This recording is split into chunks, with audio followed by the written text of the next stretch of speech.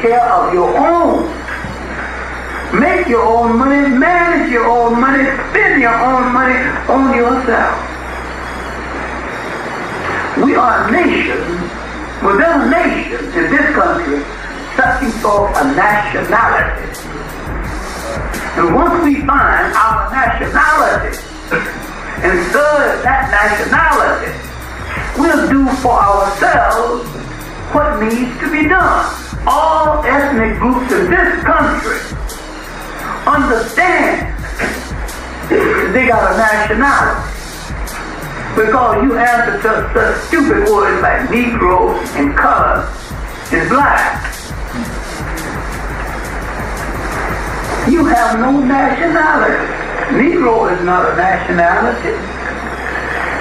Some lazy Portuguese or Spaniard took an adjective and made a noun out of it. Color is not a nationality. Black tells you how you look, but it don't tell you who you are. Right. The name of a people must relate them instantaneously to land, history, and culture. And anytime you call a people by their right name, anytime you call a people, name a people, and fail to relate them to land, history, and culture, you have called them out of their name. There's no black land or black hole of it. Had a strange week, as he said. My husband is contracted diabetes, and that's worrisome. And it's worrisome because 1 out of every 10 African Americans has diabetes. A Native American tumor, the entire tribe has diabetes. I also have lupus, which black women are the #1 next to Native American bearers of these diseases. Diseases, not diseases, but diseases. We are ill at ease in this country. That's right. You know, and if you saw Arthur Ashe today, and he said being black is a job. You know, in this country, being black is a job. It's tiresome. I was in Washington, D.C. over the weekend, and I ended my speech and I just said, I'm just tired of white folks. I am tired of white folks. You know what I mean? I'm just tired of them. I don't know how much creative, productive things that we as people would do if we had this thing out of the way. Right. You understand? Because we spend 90% of our energy dealing with this foolishness of this man. And it's sad because he is so negative. He is so unreal, unnatural. I don't know, you know, he tries to make you think natural is what he says, but natural has to do with the brother asked me where you asked me about the mounds all over Africa, all over here. Mounds represent woman, and you know, and our cultures, our African and Native American cultures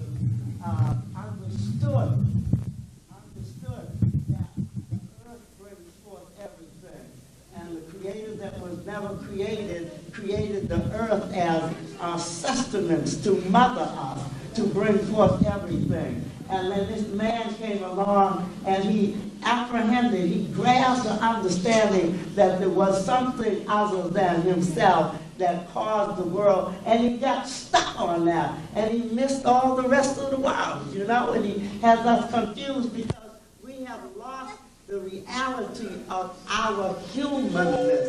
And so today I want to take you back to your very fundamental reality, and that's why we're going to start in Africa. But first, this is my grandmother, and you can see, I'm sure you can see, that she is Cherokee Choctaw and African, you know, like probably looks like your grandmother. Yeah. And we need to, if we say our praises to the ancestors. And then a very marvelous thing happened to me. My cousin gave me a tintype. I was carrying it around, but I was afraid I'd lose it. And this is the 1845 or before. This is my great-great-grandmother, my grandfather's grandmother, or my grandmother's grandmother from Nova Scotia. And I'm going to start with this because I want to authenticate something. I want to show you how racist we ourselves are. Okay? You know how in your family we have oral tradition and they talk about the hunter who married the Indian? My family's from Nova Scotia, which is a strange place to begin with. And the reason I have a southern accent, although I was raised in Boston, is because I thought that was South.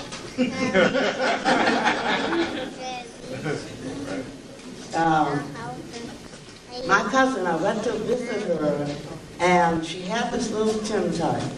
You know what a tintype is? You know how they, it's the original photograph. You know when they put the thing up and they glow the charcoal and it freezes onto the tin, and then they do some processing and holds, and I have the tintype. It's probably worth money. I almost lost it, so I stopped carrying it around.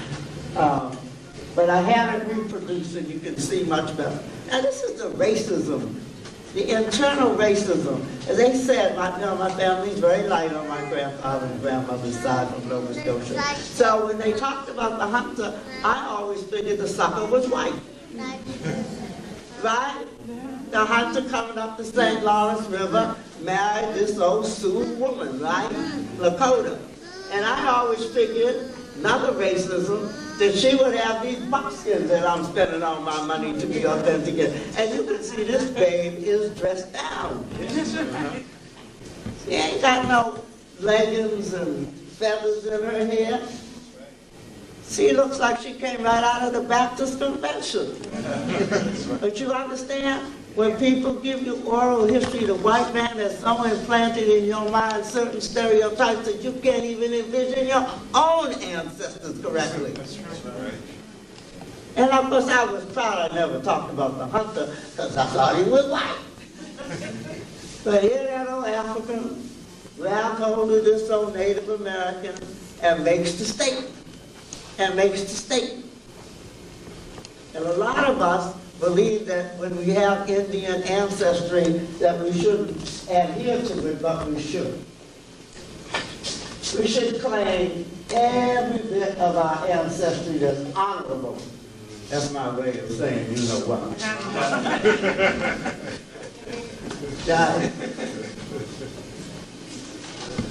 We don't have to validate racism and racism. Okay? Now, you see, the white man will tell you the truth, and he doesn't tell you the truth because he wants you to know the truth. The white man tells you the truth because he wants to get some money, and he's competing with somebody else.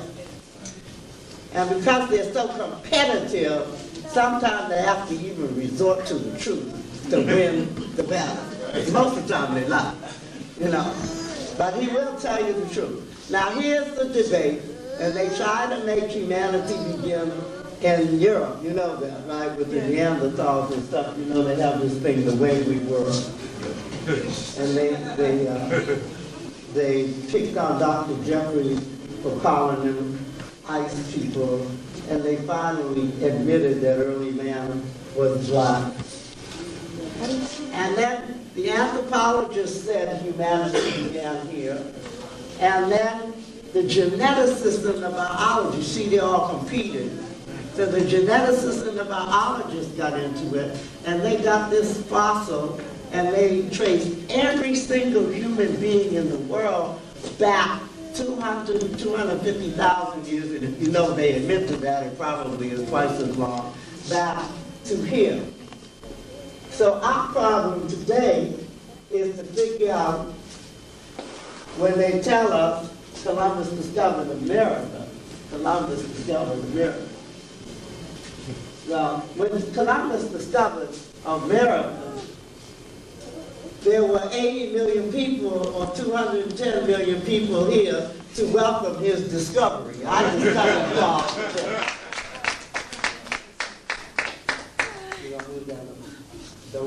Don't break up my ancestors. No way. Yeah. What they have said is humanity begins here, right? Now, this is the equatorial belt. I just love having brown-skinned men wait on me. Humanity begins here. 5 billion people in the world, all their genetic breakdown, and only can be traced through the women's system. Right. Brothers are just contributory, but sisters are necessary. You can only trace humanity through the outer shell of the DNA. You know, and they've done this, and everybody traces back here. And what we want to do is get to my ancestors. That's what we want to do. And we want to show their Africanness. And I'm going to give you the divergent stories that they give you, and I'm going to show you how Europeans lie. And I'm going to use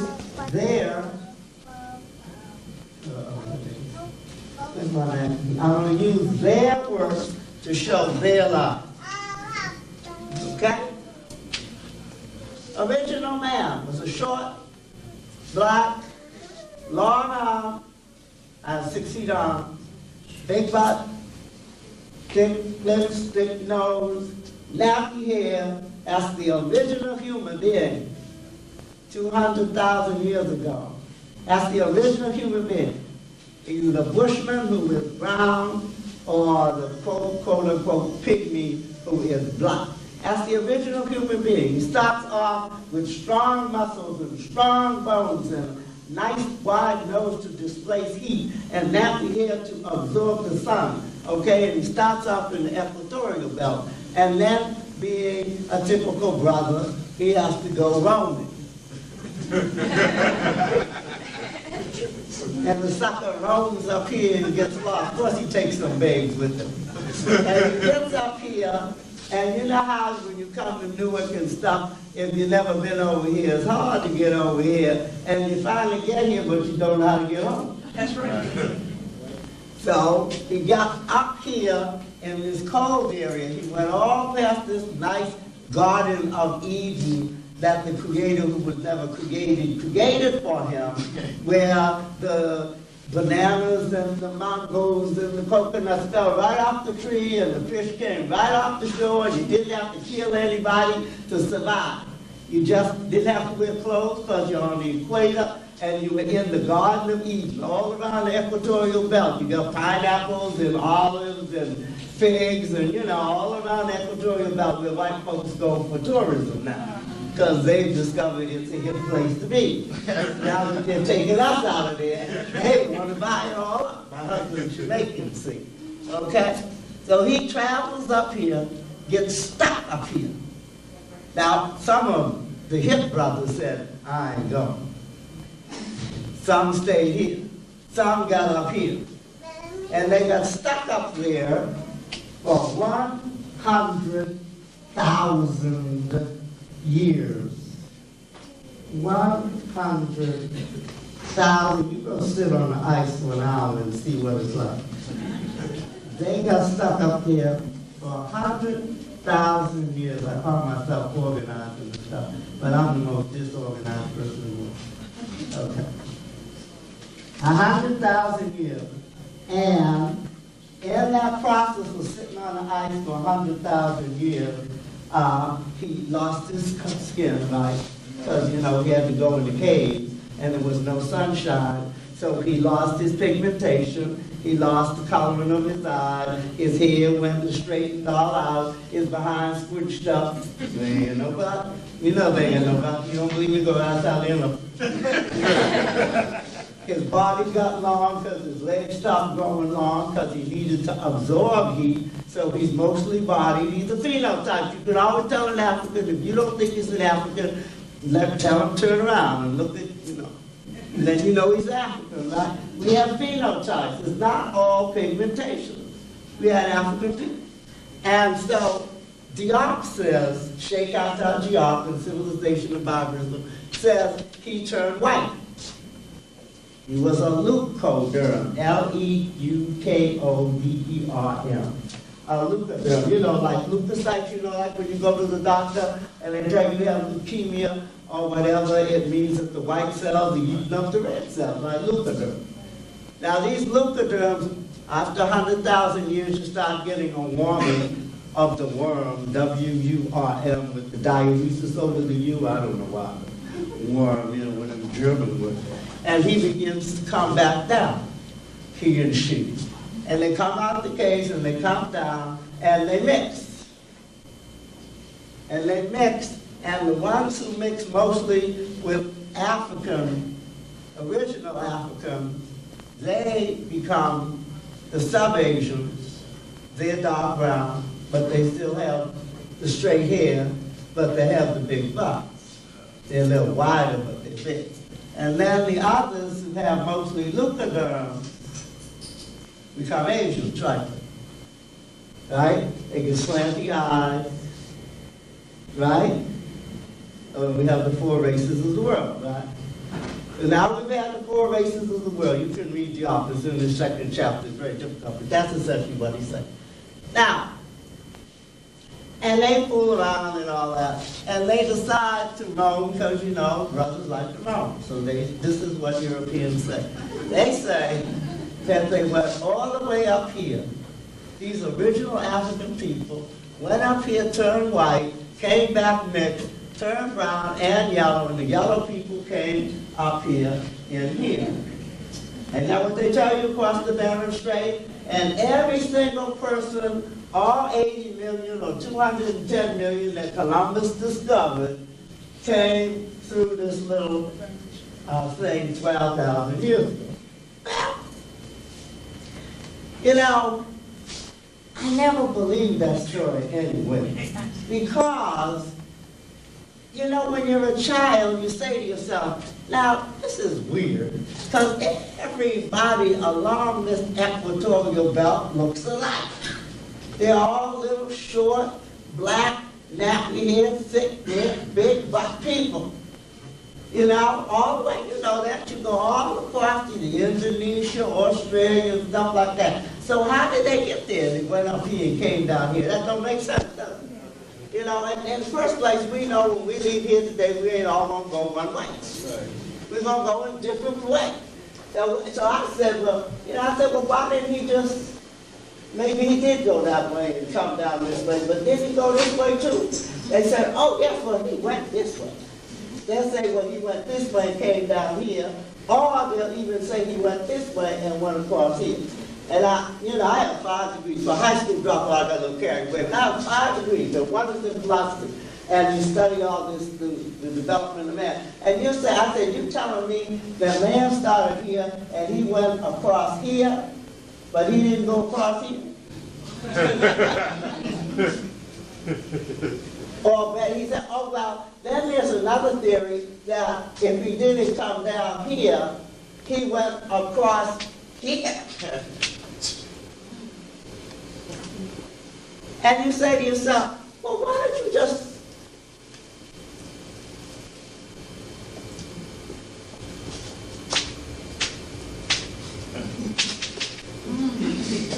You know, when you have to say to yourself, why are they picking the longest route? Because Columbus discovered America. And once you have made that lie, the dogma, the canon, then you go about and develop crap that you teach people. And that's what it is. It's just pure crap. It just doesn't hold up in any kind of logic. And let me show you. There's no fossil evidence up here that's older than the fossil evidence down here. They have evidence down here 47,000 years old.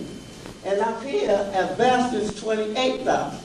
So now you want me to believe that my ancestors came in this way,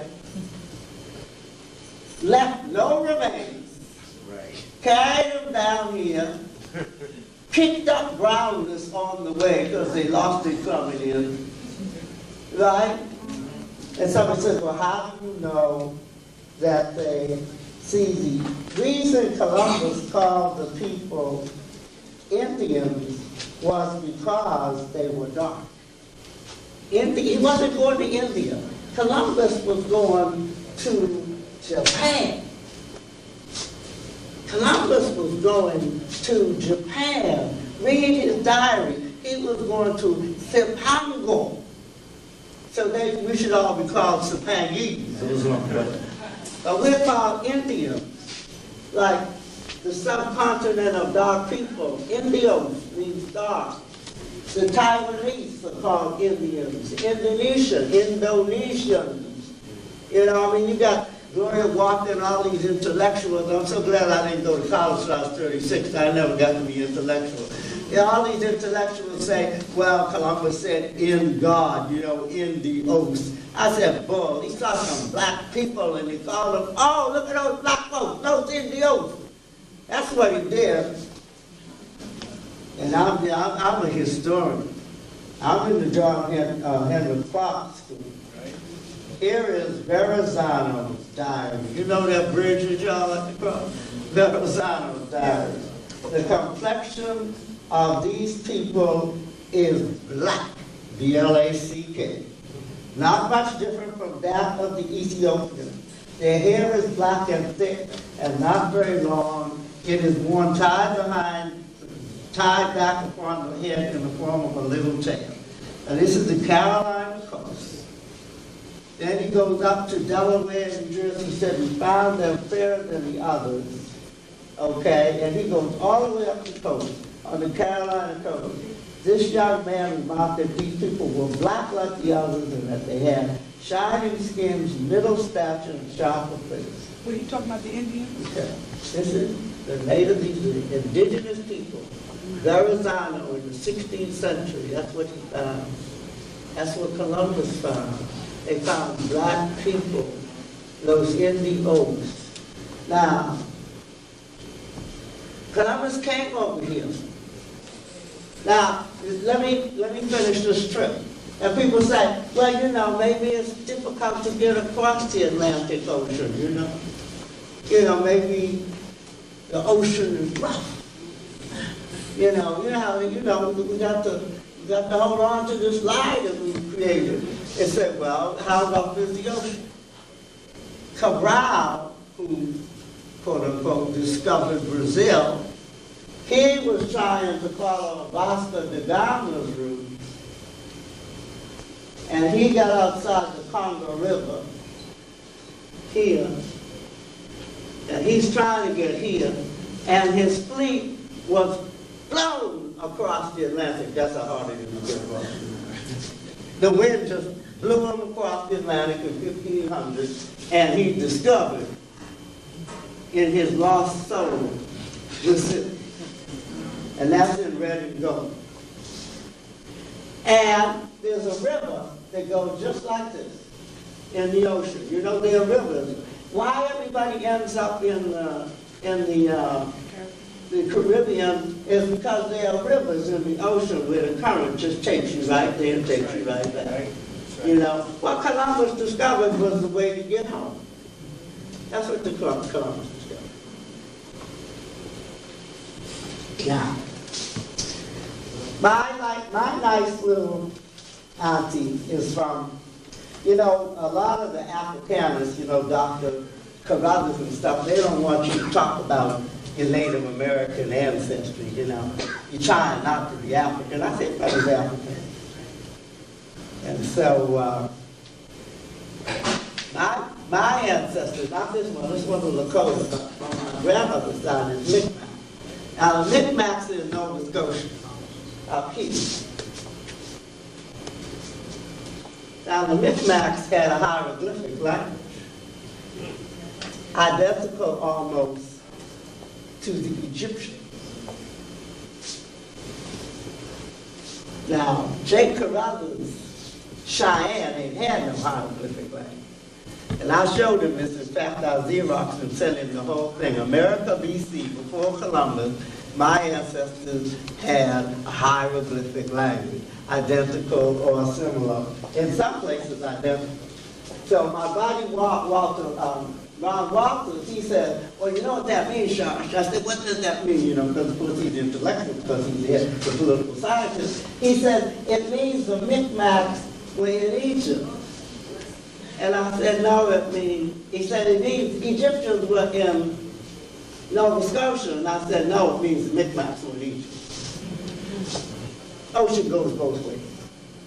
I could show you, if you get this book, Black Africans and Native Americans, that they traced all kinds of running back and forth long before Columbus. The Native Americans did more going this way than the Europeans did this way. And you know why? The Native Americans were the most fantastic you know what I mean by Native Americans, what Columbus calls Indians, right? The most fantastic seaworthy people in the history of man. They would take one entire tree, they would cut it out and make a canoe that would carry 140 men.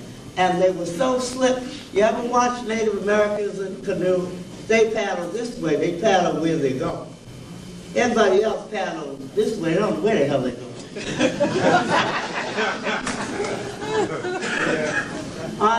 And you know what's so great about a canoe? When it capsizes, you just swim and right it back up. It will not sink. You know why it won't sink? Ain't got no holes. Ain't got no holes. It's not plugged up.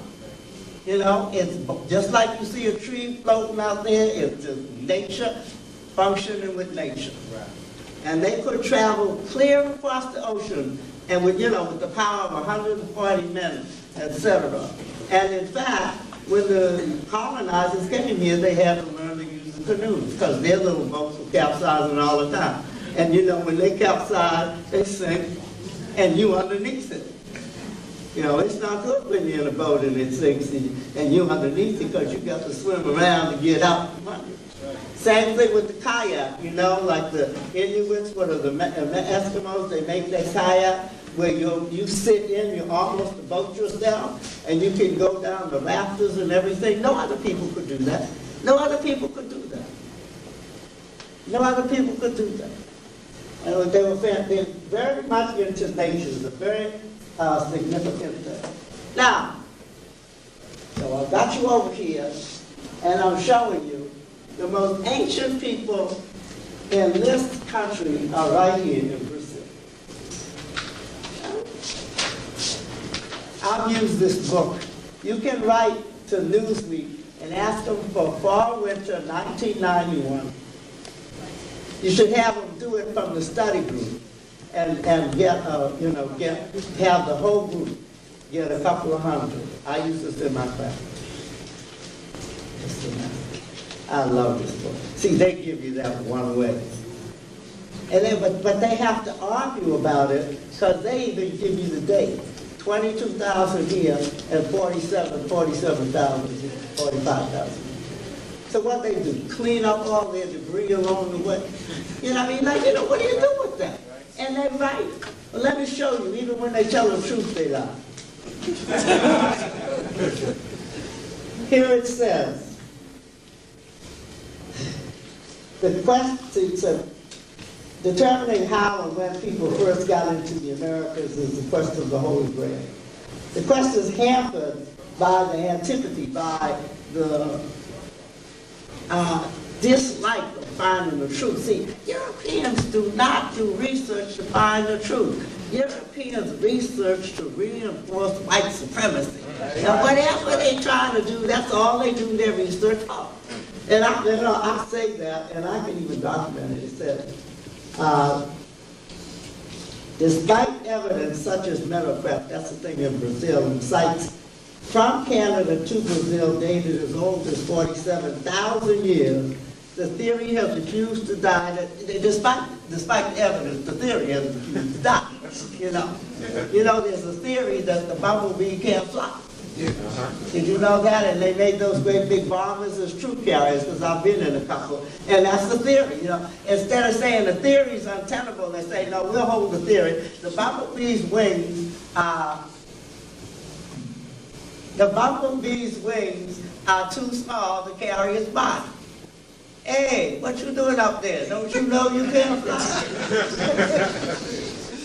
So it says it sprouts new variations to fit new finds, and it's so malleable that the old school manages to twist it. So what they say is they came along here, they're going to insist they came here, and they came down here and went up over 14,000-foot mountains and then came down here and settled. Insane.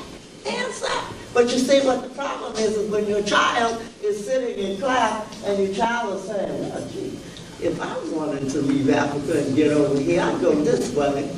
And he's only 5 years old, and you say, no, they went this way. Or they went your child is looking and saying, you know how your child is saying, it seems to me, if I wanted to get across the street, I'd go with the shortest corner, you know? Right. And the child is fighting reality, and you're feeding him lies. You know, like the Easter bunny don't lay no eggs, you know? Bunnies don't lay eggs. And you take him to the store, and you buy him a bunny, and bring it home, and he say, you got the wrong bunny. If you were white, you'd have got the right bunny. He's still, you know, because he's believing a lie. Check this out. Some researchers, that's the people that are educated, say they keep quiet about finds, which is they keep quiet about the truth, that may undermine the dogma, that's the lie, for fear of being denied grant money doled out of the old school. So now, if they're going to say whatever, they pay you to say. And what they're going to pay you to say, the people that have the power, is the white supremacy. But if you know the truth, and if you're doing your work in this study group, the minute somebody says 47,000 years, their people are here, bam, your brain should say, well, they had to be Africans because the Neanderthals were still roaming around in Europe 35,000 years ago. See, if you begin to get the truth, the minute somebody tells you a lie, you'll say, that don't work. That don't work.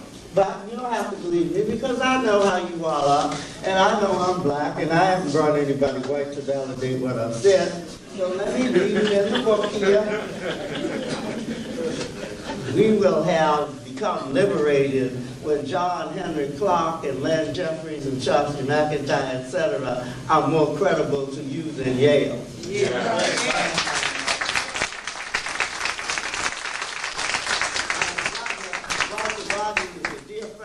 He just let his new book, his own first book, The Groundings with My Brother, is reissued. But FAMU is where I sent my kids, where Joseph Baldwin teaches. And believe me, Joseph Baldwin is doing better at FAMU than he would be doing at Yale. I mean, we have to really get up with that. But if the oldest date is correct, he's saying the 47,000, wrote Brian Fagan in Archaeology magazine. You know, that's a scientific magazine. You know, that's real. This is just Newsweek. That human beings were living in the New World at a time when the Neanderthals flourished in Europe. See, you don't have to believe Charshee. You don't have to believe little primitive Charshee with her two, you know, primitive background. Bam, your brain should say that all the time. Your brain should say everything the white man tells me is a lie. That's what my brain says. Everything the white man tells me. But this year, 1992, much of the sprinklings of the truth are going to surface because we're competing, and we all want to get more money, and we're all going to do more things. But also because white people want you to know how to interpret the truth. I said, even when they tell the truth, they lie. And listen, because my students said, well, why do you think they put this magazine out? what I do with it. You know, why do you think they put a lot of truth in this magazine? I mean, for them, any truth is a lot of truth. Was Columbus a Jew? Oh, yeah. Oh, my, is that anti-Semitic? We'll talk about it. They tell you the truth about Vasco da Gama. You know how you read about all these great voyages? Columbus and his 4 fateful voyages. I'm going to tell you about Columbus's voyages.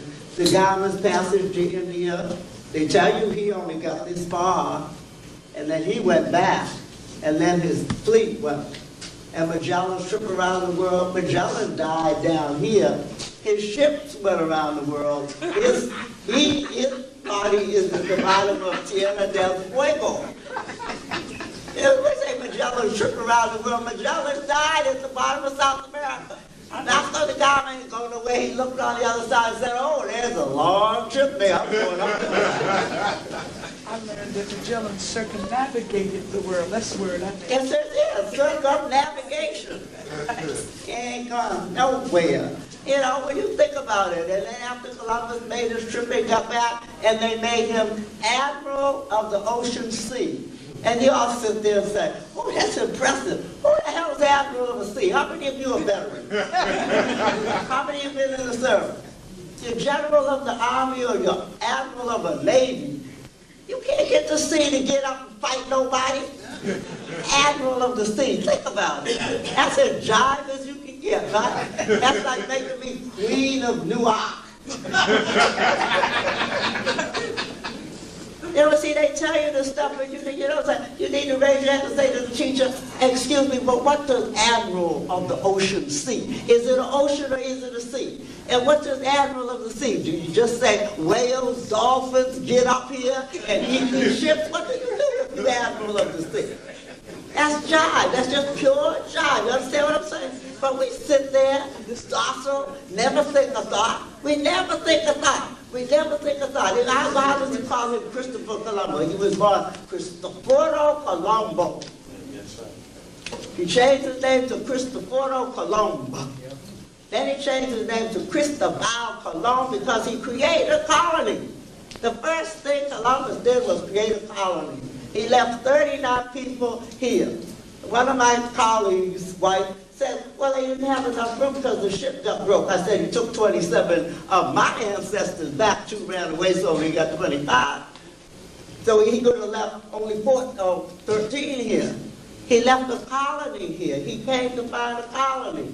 Why was Cristoforo Colombo looking for colony? He left Spain the day after 100,000 Jews were expelled. Was Columbus a Jew? I don't know. There's a whole book by Badari Aga that charts enough evidence to suggest he could as easily have been a Jew as anything else, because you can't find anything on Columbus.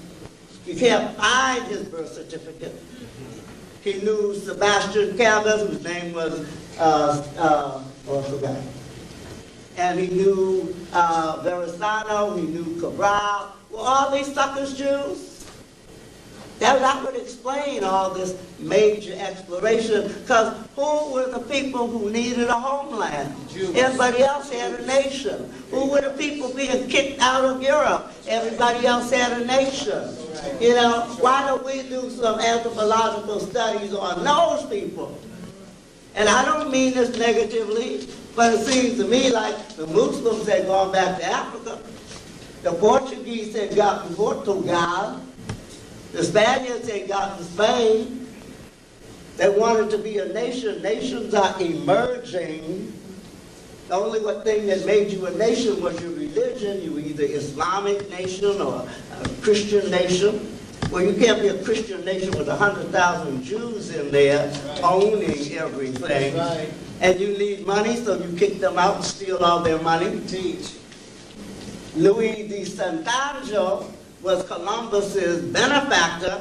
He financed the slave trade. I have a 40-page paper that was in the City Sun on that. Were the Jews involved in the slave trade? Hell yes!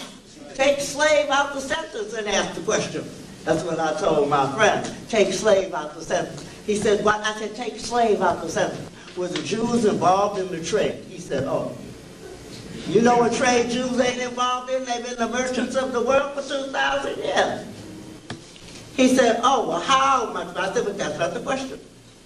You are now adjusting the question. There's a wonderful book, The Secret Relationship Between the Blacks and the Jews, by a young girl, about 25 years old. Let's do some homework. Let's do some homework. Let's check some of these things. Let's find out what our history is. Let's find out who these people were. There's another one, Fossil Found Findings. I had one here that talked about the ice people. It's in that thing that Dr. Jeffries likes to pull out all the time. Anyhow, it says the Iceman in here. It's not even that. It just says the Iceman. Did the Iceman discover America? Couldn't we be clear? Everybody is one of my students, a white student. 36,000 years ago, researcher, first American Indian found. Every time I find one, it's the first. This one can't be the first. 36,000 years ago, even before the Neanderthal. All right. So the people that came over here, they were African people. The original people were African people. That's all I'm trying to say. They weren't Asians. And I'm not saying some Asians didn't come this way. You understand what I'm saying? I'm not saying that. I'm not saying some Polynesians didn't come this way. I'm saying 47,000 years ago, those suckers were African. And I'm saying that the most people in this hemisphere, when Columbus got here, there were 14 million people in Central America when Columbus came here, and there were only 7 or 8 million people in England. And I'm about a vast wasteland. There were major civilizations. There were all kinds of pyramids. There was the Olmec. There was the Olmec coming from the Mayan culture. There were all kinds of. Here's another one, Spain that talks this way. There was all kinds of development here. There was a Mayan culture. Before I even get to the Olmecs, there was a Mayan culture. This comes out of Reader's Digest. Scattered across the eastern half of the United States are amazing earthworks built long ago by little-known people.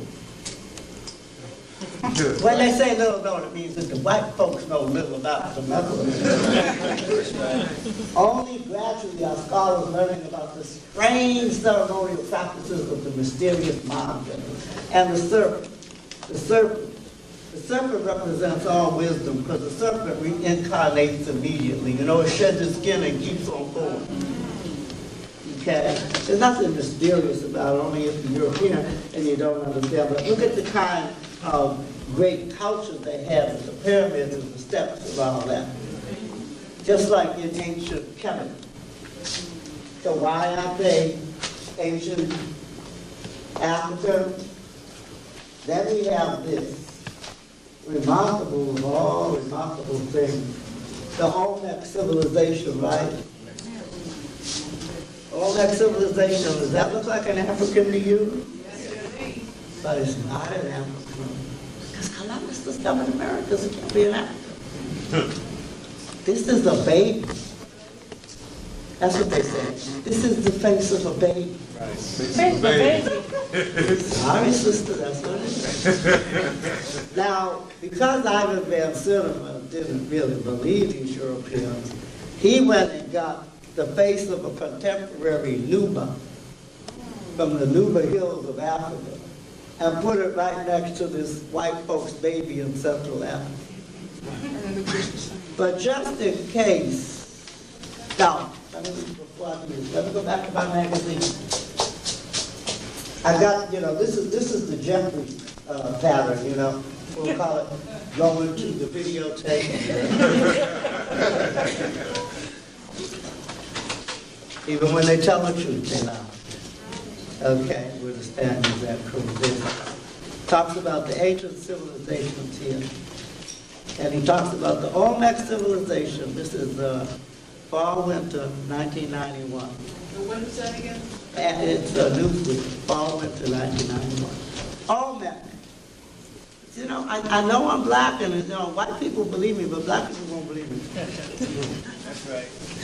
All men, sometimes called the mother culture of Mesoamerica. The mother culture. Mother comes first, don't she come first? Okay. They devised a crude writing system. That means Europeans couldn't read it.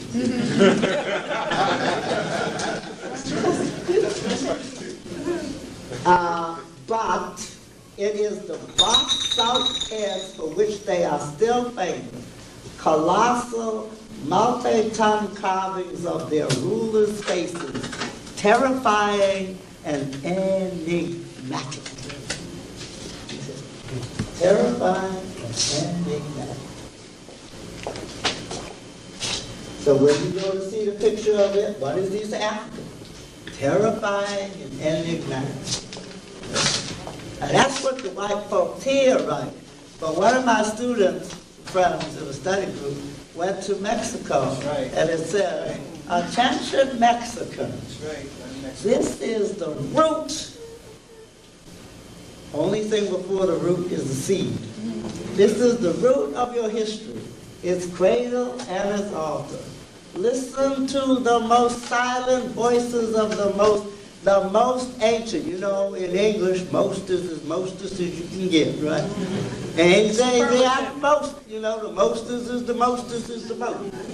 Most ancient culture in Mexico, the mother of the civilization of our continent, the Olmecs.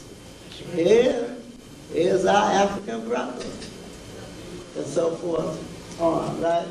Now, you're in class, and I'm your nice little white teacher, and you bring me this. Say, but this does not prove he's African. I mean, after all, this is just similar. You know, you got them big, black, colossal stone carvings here. You got those big, black, colossal stone carvings here. You got those big, black, colossal stone carvings here. Did they cross the Atlantic? Hell no. Are you crazy? You don't carve the snow in America. This is parallel development. So if you compose lullaby and rhythm, and you compose it, y'all ain't sampling, just came to me in the middle of the night.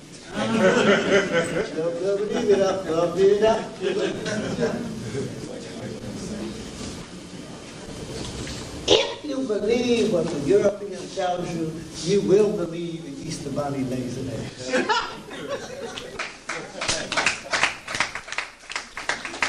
You will believe a big white man with a white beard and a red suit, and a black belt, and the reindeers that go through the sky gonna drop through a chimney in the house, and you live in an apartment in a cold water flat.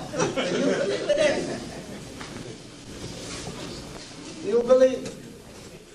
You will pass on that kind of idiocy, and then you will wonder why your children are 98% dropping out of school, because you got them in these schools teaching them this foolishness.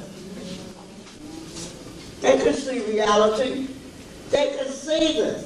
They can say, "Bah, my son was in the second year of school in Central State. He had a little Jewish teacher, but she was here." And she said, "Well, Columbus," October said, "Columbus," he said, He brought in his grandma, he wasn't quite that old then, 30 years ago. He brought in his grandma, he said, her people been here 10,000 years. And she said, "Really?" How do you know this? He was like 6.5. He said, I know my grandmother's West Indian, my other grandmother Choctaw Indian, I know I'm some kind of Indian. I said, "That's about what you are, some kind of Indian." So I went up to the school and gave a lecture. But that was nice, because there's nothing wrong with not knowing. It's when you reject the truth that it becomes a problem. I don't blame white people for being stupid, because we're all stupid. But when you're faced with reality, don't come giving me a lot of, it's just tiresome. It's just tiresome. You spend all your time. What one of my students just drove me crazy last week. Nice tall Sister Potts should have come. She said, do you have documentation that Columbus didn't discover America? I said, what are you saying? And we had this magazine. I said, what do you mean? She said, well, do you have documentation? I said, you mean, do I have something that a white man wrote? You don't think my 5 degrees from the white man is enough? You know, how long do I have to study with this man before I get to say it myself from my interpretation? How long does the black community expect your people to study, reinterpret, come to you? Oh, we don't ask you to believe us. We ask you to look at it. Does it present the truth? Is it based in reality? Does your innate logic validate what I'm saying? I'm not asking you to believe nothing, no bunny with no eggs. The reason the bunny, they couldn't use a chicken, because a white chicken would be kind of sick. Wouldn't it be kind of sick?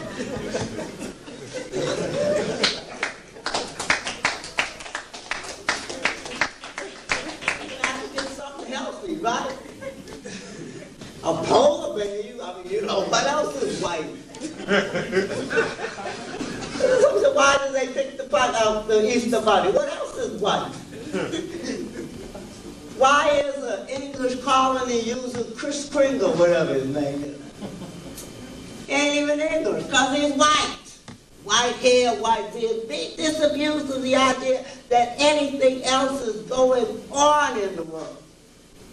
Anything they teach you is white. And 2 things in the world today, white and not white. And if we not whites don't begin to get it together, we're going to end up like these people. Because each one of them thought that they had met humans. And maybe they have, but they were on a lower level.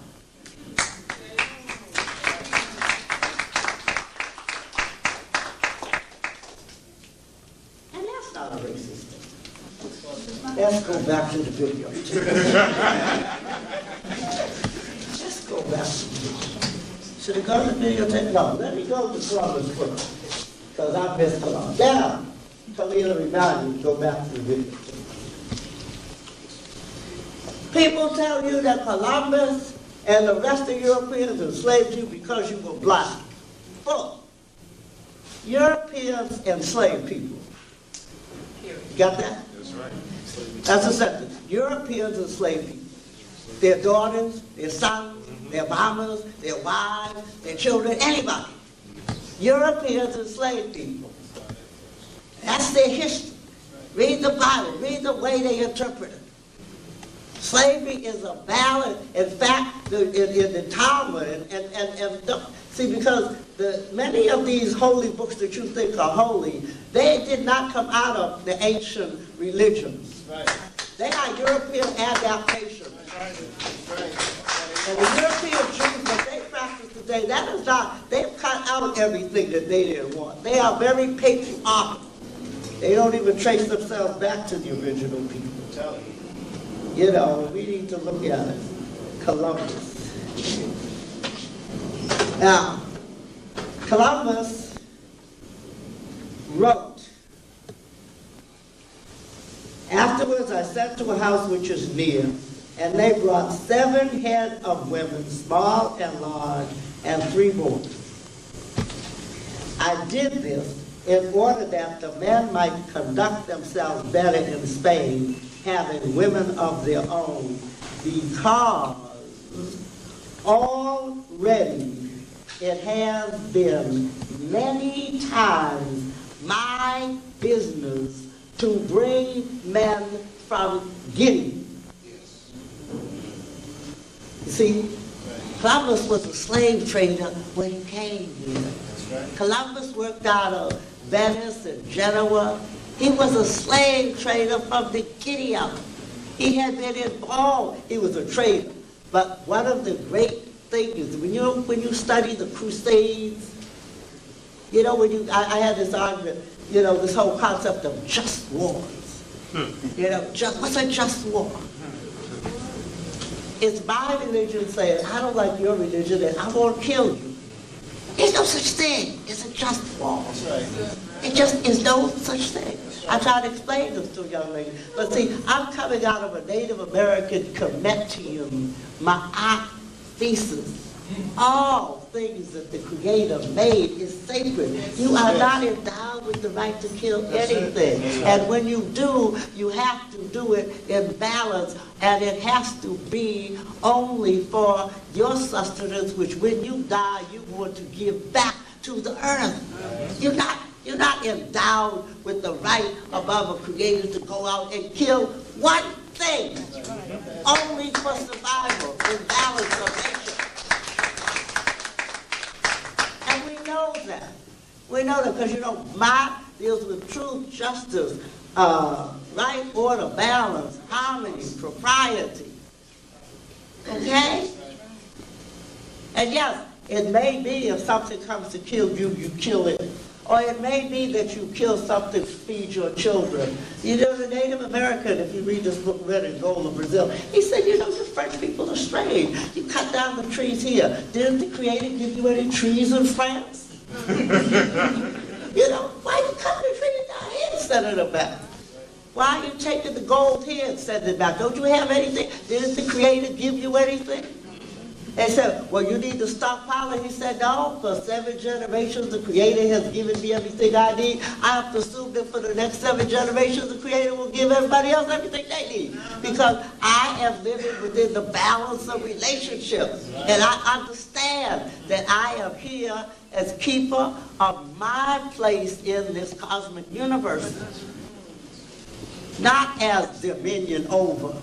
The dominion that the We believe in things in its purest form, and we actually believe things are exactly what they say they're supposed to be. We have a humanity that actually makes us believe that people believe in democracy, and the inventors of it don't believe in it, and we had democracy before they think they invented it. And when they invent a fake version of it and sell it to us, we accept the fake version and neglect the genuine democracy that we have been living all along. Not only democracy, but humanity. We have had a historical fascination for ideas that come from the outside. And this has been our trap. And we have not studied those people who sell us fake trinkets, fake ideals, fake government forms, and rehash our religions that we invent in the first place. Now,